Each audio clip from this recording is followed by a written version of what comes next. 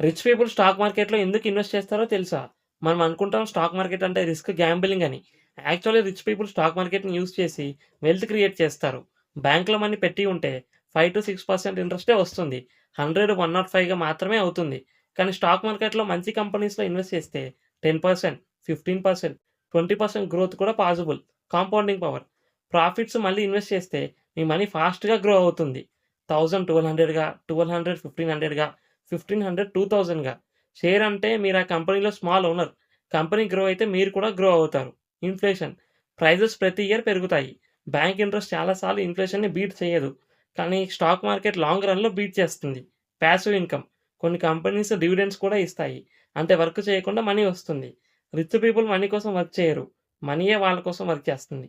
అందుకే వాళ్ళు long term investment చేస్తారు. డైలీ ట్రేడింగ్ కాదు. స్టాక్ మార్కెట్‌లో రిస్క్ ఉంటుంది. నాలెడ్జ్ లేకుండా ఇన్వెస్ట్‌మెంట్ చేయకూడదు. ఇలాంటి ఫైనాన్షియల్ టాపిక్స్ కోసం ఛానెల్‌ని సబ్స్క్రైబ్ చేసుకోండి.